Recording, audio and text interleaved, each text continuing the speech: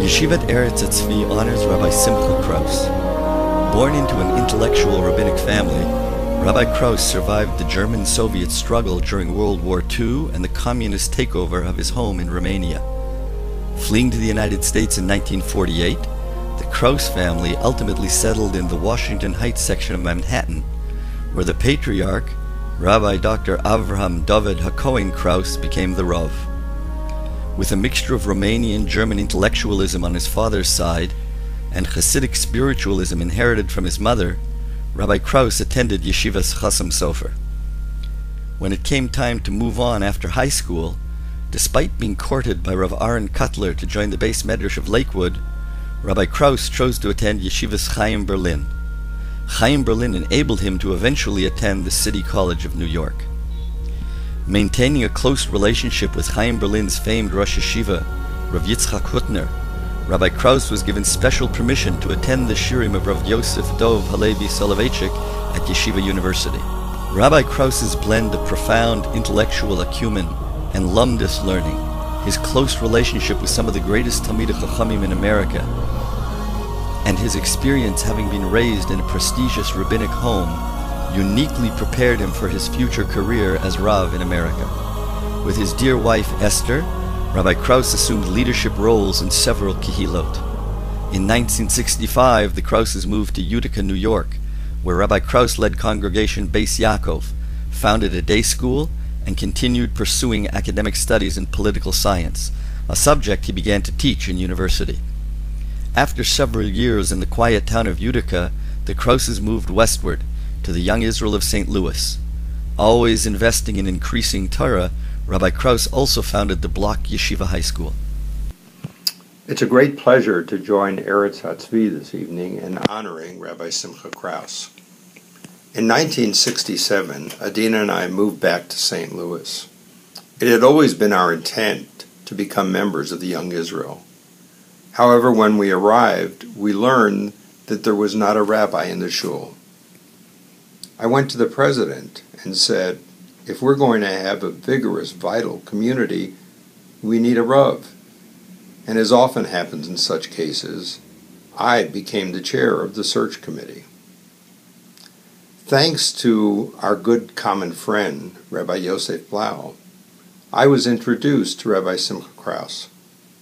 In 1969, Rabbi Krauss, Esther, and their daughter Rivka arrived in St. Louis.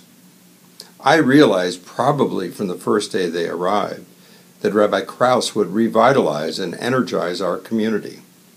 And indeed, during 10 years in St. Louis, Rabbi Krauss's lumdus, his firm commitment to Torah Umada in the deepest sense, his respect for all Jews no matter what their religious practice, his commitment to Medinat Yisrael, and yes, his courage to stand by his convictions, had a dramatic impact on our community. During those years, Rabbi Krauss elevated the level of Torah learning in our shul by his own shiurim and by the many Torah scholars he brought to visit. He enabled a Midwestern community to become part of the national Orthodox scene. And with fervor and enthusiasm, he led the establishment of our first yeshiva high school. Rabbi Krauss's personal warmth and sensitivity was apparent to all, and during those years many deep, long-lasting friendships were formed. Within a very short time of his arrival, I knew that for me this was the beginning of a lifelong friendship. Since 1969, he has been my Rav, the person I turn to for halachic advice in happy times and in times of great challenge. As Chaverim, we collaborated on many projects together. As a friend, he encourages creativity, optimism, and always striving for the best. What a bracha to have Rabbi Krauss as my Rav and my Chaver. May our friendship continue ad meya ve'esrim. After a decade in St. Louis, the Krausses returned to their family roots, and Rabbi Krauss assumed the role of Rav of Young Israel of Hillcrest in Queens. During that time, Rabbi Krauss taught in the IBC program of Yeshiva University, became the leader of the Orthodox Zionists of America and a pivotal figure in the Rabbinical Council of America.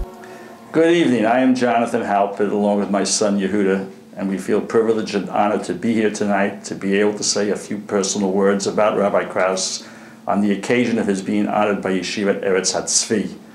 Over the years, our family has been privileged to hear Rabbi Krauss's words of Torah and see his hashkafa, but beyond that, he has served as our moral compass, always demonstrating integrity and humility.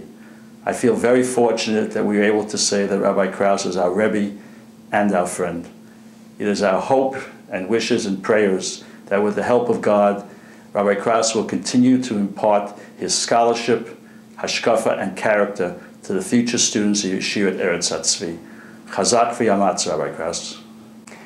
As a kid in the Young Israel of Hillcrest, I have strong memories of Rabbi Krauss's powerful drashot and shiurim from the pulpit.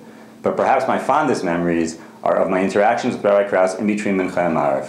Every Shabbat, Rabbi Krauss would sit at the Amud, and you'd have the opportunity to go up and discuss issues or ask shilas from Rabbi Krauss. I recall waiting my turn, formulating in my head what I was going to ask and how I was going to say it. And each time I'd have that interaction, Rabbi Krauss would sometimes nod his head and say, oh, interesting, okay, yes. Or sometimes if you had asked a really good question, Rabbi Krauss would get excited. He'd go, yes, that's a good question, I've thought of that. And that interaction, that response, that really put you on a high for the week. This past Sukkot, I had the opportunity to attend the Simchat Beit HaShoeva at Yeshivat Eretz HaTzvi. I got to see Rabbi Krauss address the students. I got to see the interaction. I got to see each and every Talmud at Yeshivat Eretz HaTzvi have that same interaction and have that same opportunity to learn from Rabbi Krauss and see his love for Torah, Eretz Yisrael, and Am Yisrael. Rabbi Krauss, Mazel Tov on this great occasion, and to second my father's words, Chazak ve'ematz. Retiring from a life of service to the American Jewish community, Rav Simcha and Esther not only preached Zionism, but fulfilled the dream by moving to Eretz Yisrael. At this time, Rabbi Krauss's and Yeshivat Eretz HaTzvi's paths crossed. Rabbi Krauss teaches a variety of courses and is an integral member of the senior faculty. On the day that Rav Krauss first came to visit Eretz HaTzvi, my chavruta, Hod Klein, and I were learning a rishon on Masechet Gittin. It was either the rush or the run, and we were trying to figure out a particular line. We got stuck. So we looked around the Beit Midrash, and we saw a gentleman walking around. We didn't know him, but we said to each other, he looks like a rabbi. Maybe we can ask him. So I walked over to him, and I said, Rabbi, can I ask you a question? Rav Krauss, being Rav Krauss, said, of course. We read him the line. We asked him our question. He said, that you are asking me this question means you didn't understand this line in the Gemara. He quoted the line in the Gemara. Then he continued, you thought it meant X. It really means Y. You probably thought this because you didn't understand this line in the Mishnah. You thought it meant A. It really means B. It was a spot-on diagnosis, and he did it all without looking at the text.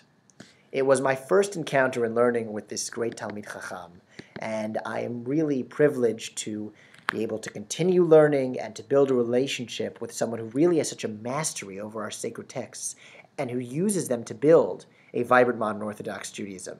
Rav Krauss, it's a privilege to learn from you, and I wish you a Mazal Tov on this well-deserved honor. In addition to influencing young future Jewish leaders, Rabbi Krauss has taken on a new role of Av Beis Din in the soon-to-be-established International Beit Din for Gittin. His impact on American Orthodoxy and world Jewry has changed in powerful new ways.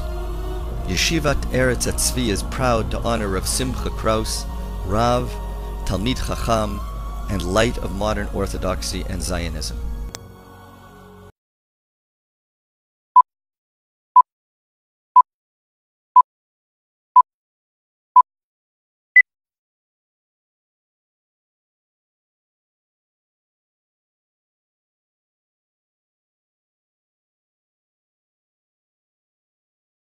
Saba, I love when you sing Ma Hafti Sarai Sacha in the car. Saba, I love when you ask what you can buy for me. In addition to being a great-grandfather and a scholar, I love when my grandfather, my Saba, asked me about my love life. Saba, I love when you are showered, dressed, and prepared for Shabbat by 11 a.m. on Friday morning. Saba, I love when you ask me for a half a cup of coffee and a shtickle mazenis. Saba, I love to run into my own. Saba, I love when you try to help me learn Torah. Can you say I love you, Saba? Saba, I love when you call us right after Shabbos, even if it's 3 o'clock in the morning in Israel. Blow him a kiss. And say, love you, Saba. Saba, I love when you tell me that everything I'm doing is way too dangerous. Okay, turn around. Turn around. Look at the say I love you, Saba. I love you, Saba. I love you, Saba. Mazal tov.